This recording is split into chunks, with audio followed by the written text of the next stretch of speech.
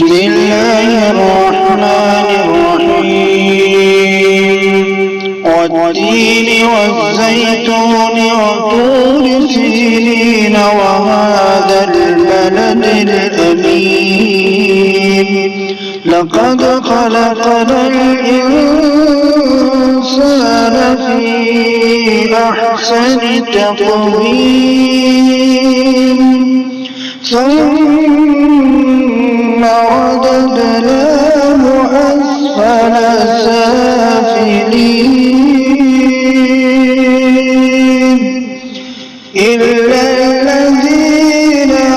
آمنوا وعملوا الصالحات فلهم أجر غير ممنون فما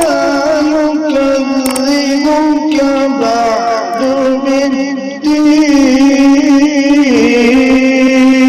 بالدين أليس الله بأحكم